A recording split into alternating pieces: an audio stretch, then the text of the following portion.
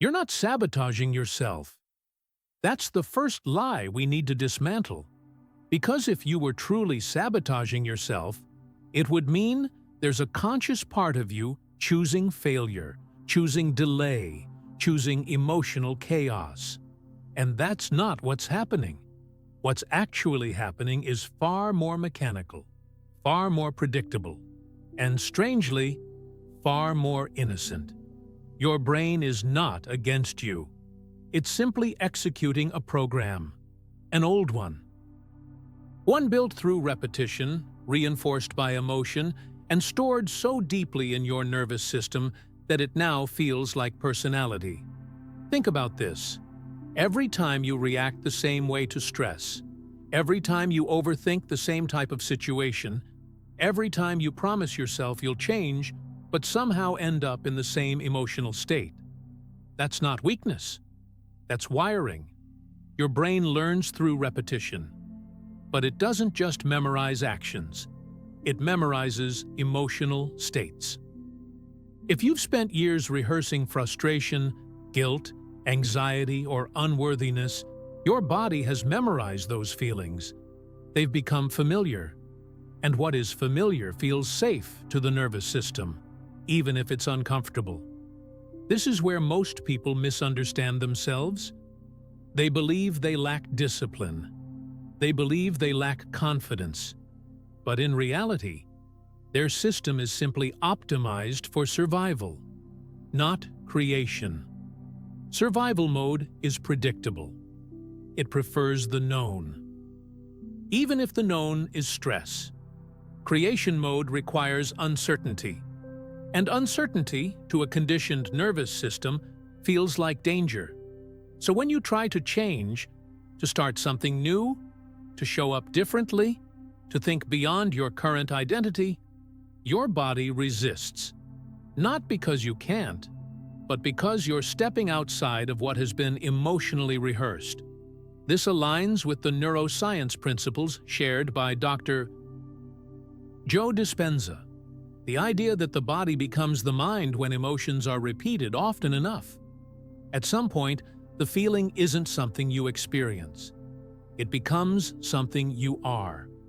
And when your body is used to being anxious, it will subconsciously look for reasons to feel anxious. When it's used to disappointment, it will interpret neutral situations as threats. Your attention then locks onto evidence that confirms the old program. And just like that, the loop continues. Thought creates emotion.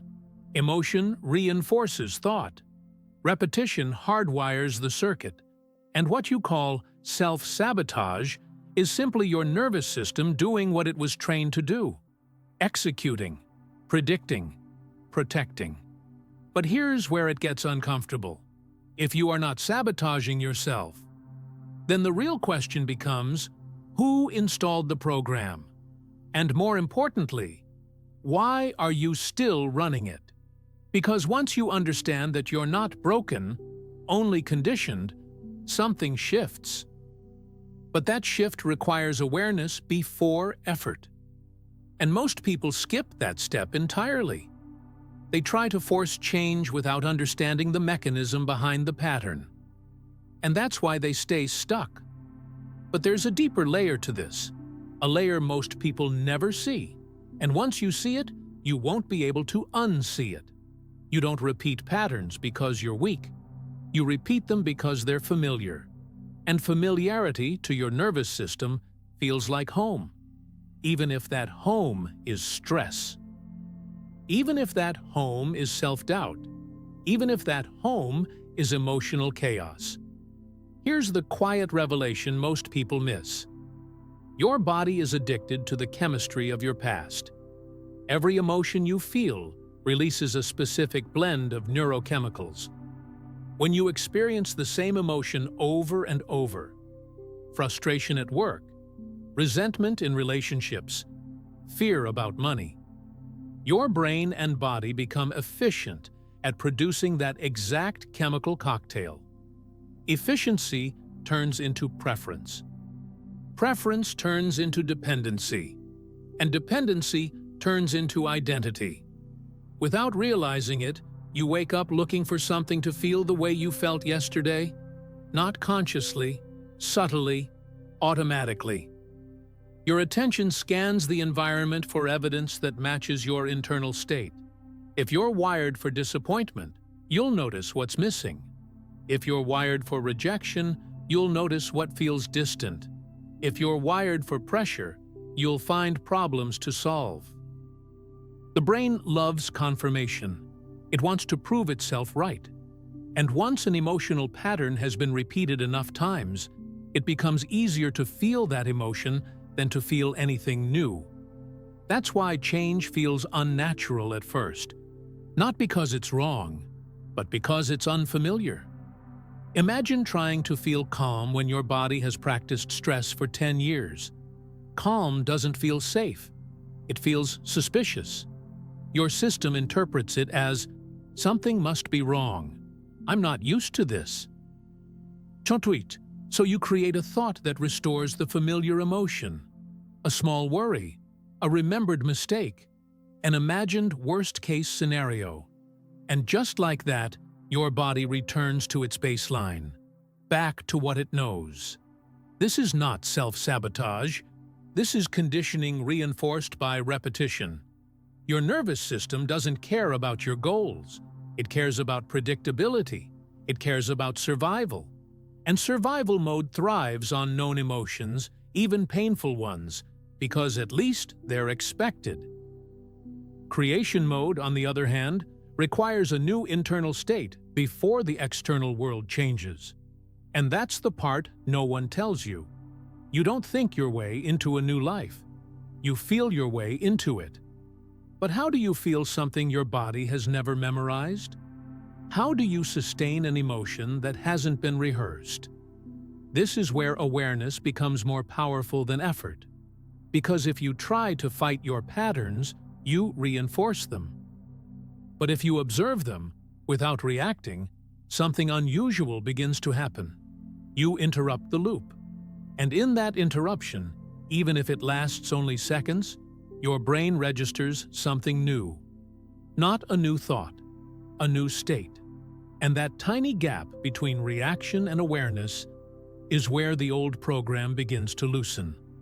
But there's something else happening beneath that gap. Something more subtle. And it's influencing your decisions in ways you don't even realize yet. The most dangerous programs in your life are the ones you don't feel running, because if you could clearly see them, you would question them. But you don't question what feels normal. And that's the invisible threat. Your conditioning doesn't announce itself. It whispers through reactions that feel justified.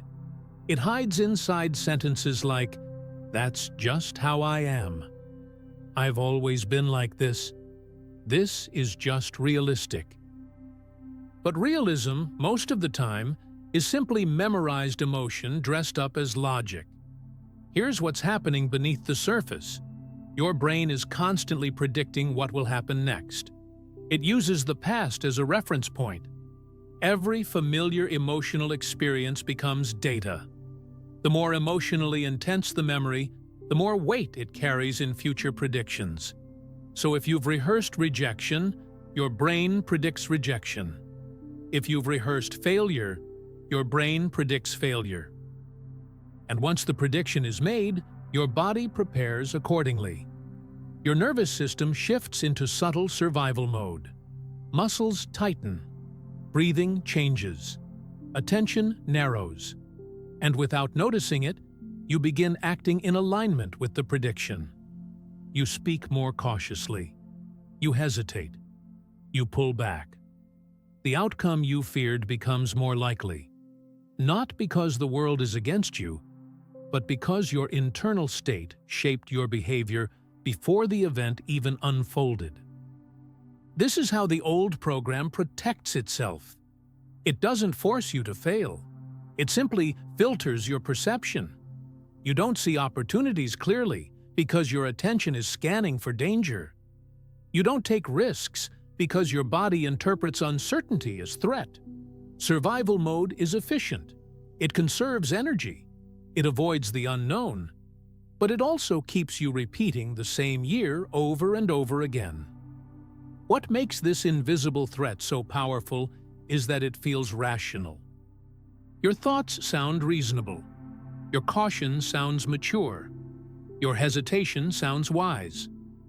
But if you slow down and observe closely, you might notice something unsettling. The emotion comes first. The thought comes second. You don't think your way into fear. You feel your way into it, and then generate thoughts to justify it. That sequence is everything. Because once the body memorizes an emotional state, it signals the brain to produce matching thoughts. The body becomes the unconscious mind. And when that happens, your future is no longer being created consciously. It's being predicted automatically. This is why awareness is not just helpful. It's disruptive. The moment you notice the emotional shift before the thought forms, you catch the program mid-execution. And in that moment, the threat loses a little power. But here's the deeper question. If your brain is constantly predicting your future based on your past, is the life you're moving toward actually chosen? Or is it simply rehearsed? That's where this becomes uncomfortable and necessary. Because what we're about to explore next isn't about changing behavior. It's about changing the internal state that generates behavior. And that changes everything. You think you're reacting to the present, but most of the time you're reacting to a memory. And the most unsettling part? You can't tell the difference. Because when an emotional pattern has been repeated enough times, it doesn't feel like the past. It feels like you. That's where identification happens. At some point, I feel anxious becomes, I am an anxious person. I feel overlooked becomes, I am invisible. I feel behind becomes, I am not enough. The brain doesn't just memorize experiences. It organizes them into a narrative. And that narrative becomes your identity. But identity, in many cases, is simply a cluster of memorized emotional states reinforced by attention. Think about how quickly you can return to a familiar mood. One small trigger, one comment, one delay, and your whole internal state shifts. Your nervous system doesn't ask whether the situation truly requires that reaction. It activates the program because it recognizes the emotional signature. Recognition equals efficiency. Efficiency equals survival. But here's the deeper layer most people never question. If your identity is built on repeated emotional states, what happens when those states no longer serve you? The problem isn't that you don't want to change, it's that change feels like losing yourself. If you've practiced stress for years, calm feels foreign. If you've practiced proving yourself, ease feels lazy. If you've practiced being the strong one, vulnerability feels dangerous. So when you attempt to shift your internal state, something inside resists. Not because the new version is wrong, but because the old version feels familiar. And familiarity creates a sense of control. Your nervous system would rather choose a predictable discomfort than an unpredictable possibility. This is why people unconsciously return to old dynamics, old habits, even old conflicts. Not because they enjoy them, but because they recognize them. Recognition creates a false sense of safety. You don't just repeat behaviors, you repeat identities. And identity is deeply tied to emotion. The body remembers who you've been. It memorizes posture, tone of voice, energy level, reaction speed. So when you try to be different, your system feels incoherent.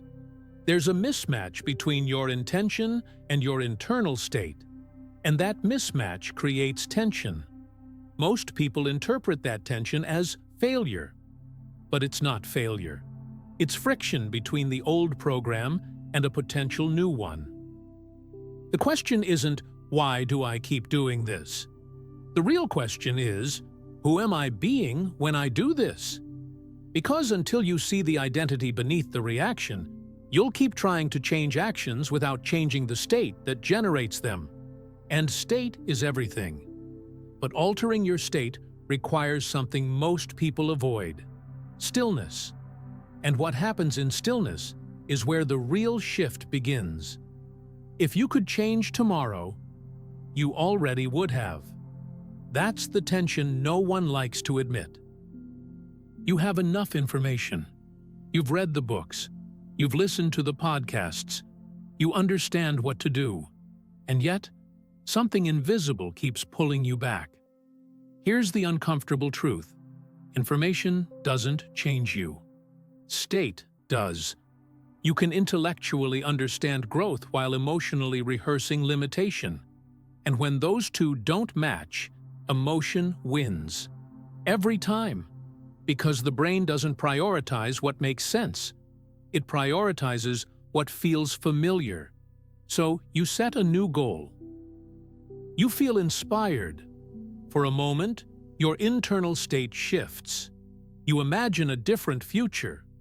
But if that imagined future requires you to feel differently, more confident, more open, more stable, and your body hasn't practiced those emotions, tension appears.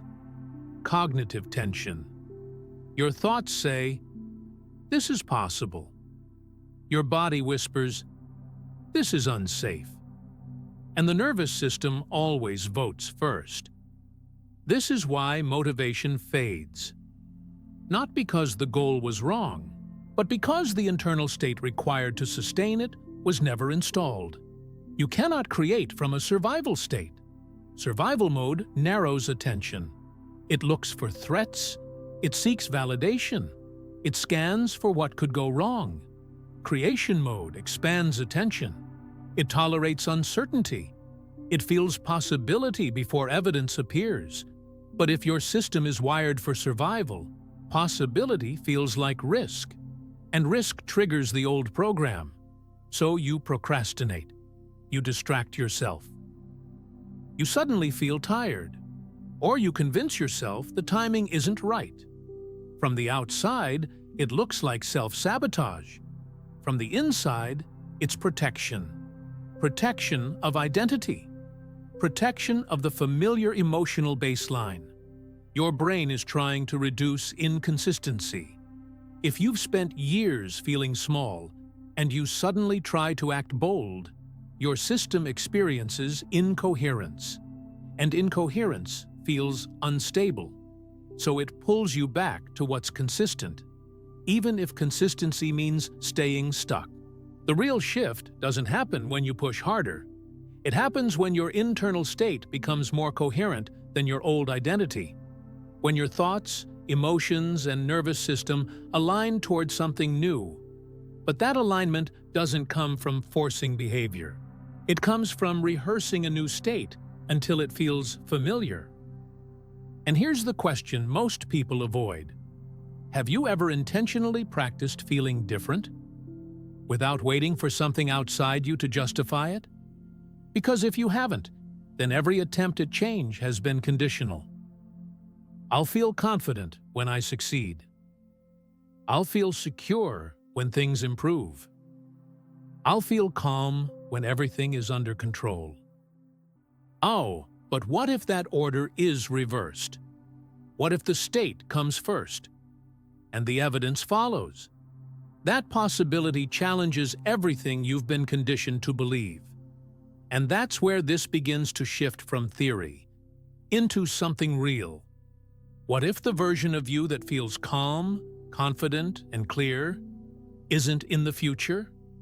What if it's simply unfamiliar? That changes everything. Because if the state already exists as a possibility within your brain, then the only reason it feels distant is because it hasn't been practiced.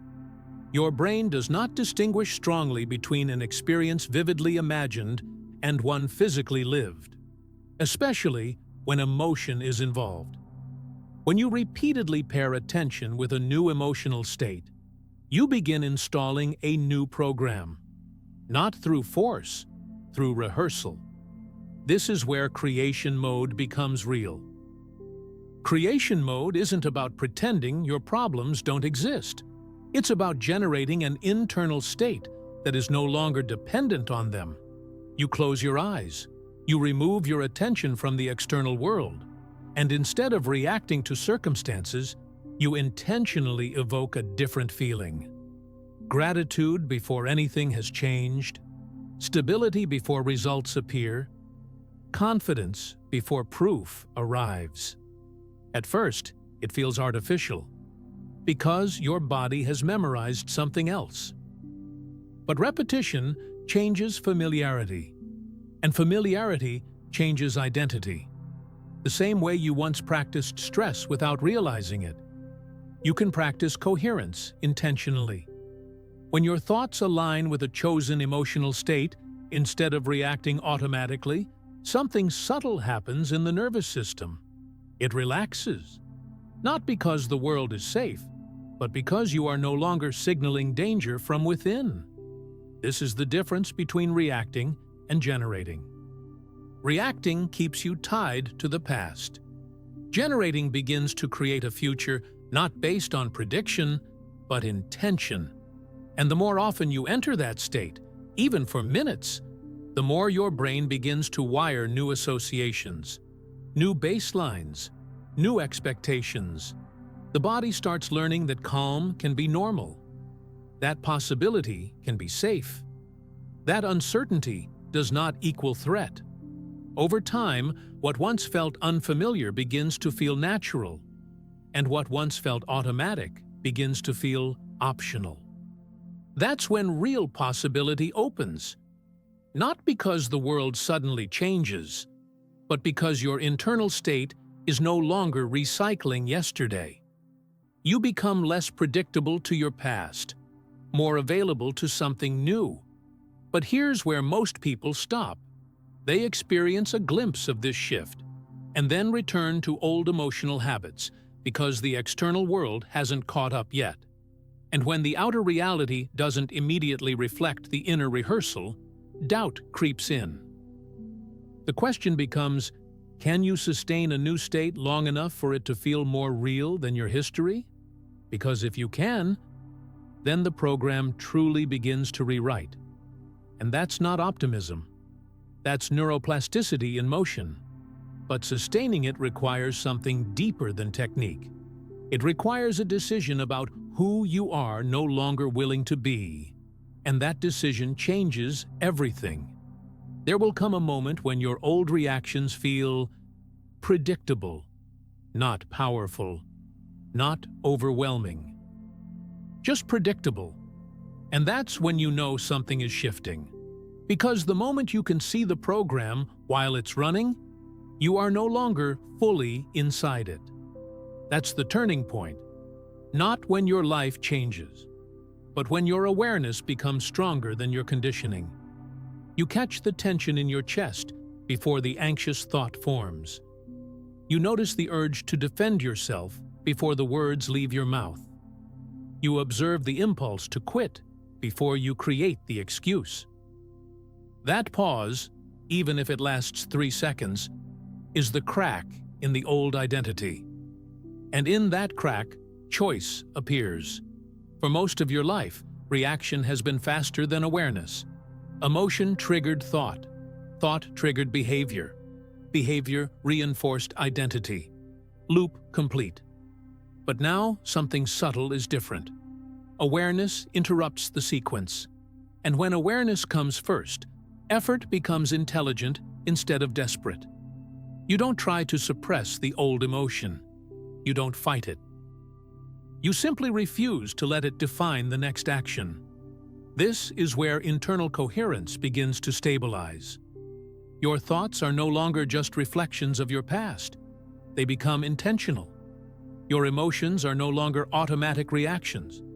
They become generated states. And your nervous system, which once lived in survival mode, starts experiencing something unfamiliar: safety without control. You realize you don't need the external world to cooperate in order to feel steady. You don't need reassurance to feel secure.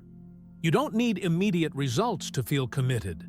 That's a radical shift, because it means your internal state is no longer hostage to circumstances.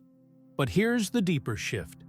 You begin to see that the old program was never the enemy. It was protection. It learned through repetition. It adapted to past experiences. It kept you functional. But you are no longer in the environment that required that version of you. And once you recognize that, compassion replaces frustration. Instead of asking, "Why am I like this?" you start asking, "What was this protecting me from?" That question softens the nervous system, and a softened nervous system is more flexible, more adaptable, more open to rewiring. This is the internal turning point. Not dramatic, not loud, but powerful. Because once you experience even a few moments of responding instead of reacting, your brain registers a new possibility. And the more you repeat that possibility, the less authority the old program holds. You are no longer trying to destroy who you were. You are updating who you are. And that update requires consistency. Because the final integration doesn't happen in one breakthrough, it happens in quiet repetition. And that's where we arrive next.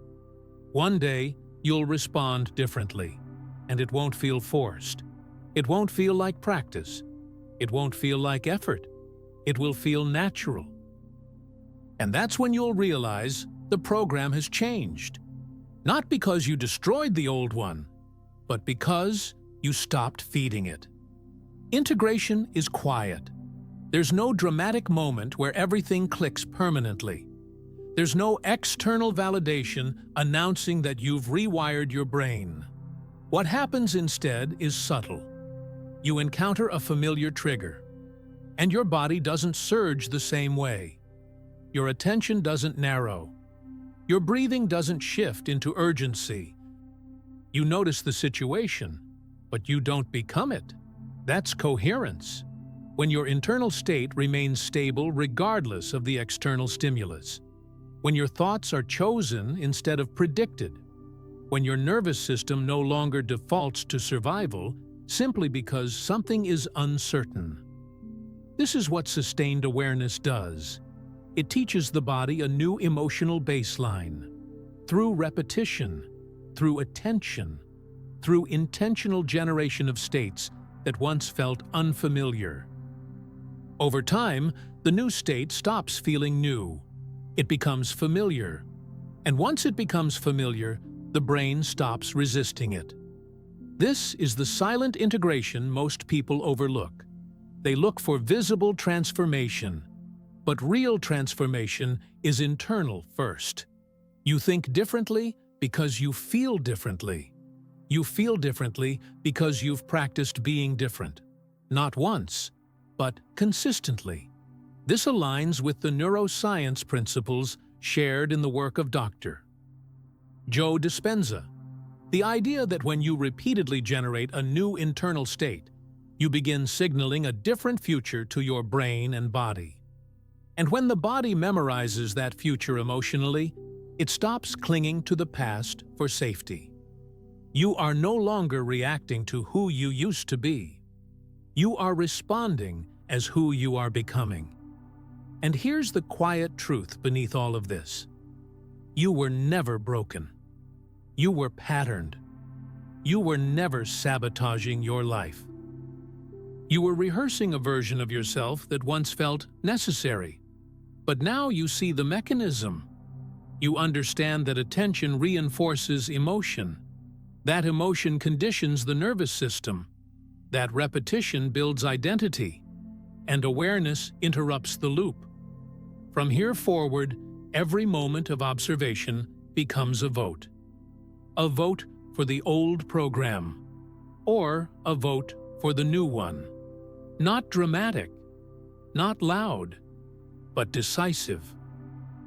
Because once you understand that your brain is simply executing what it has practiced most, you stop blaming yourself, and you start choosing what to practice next.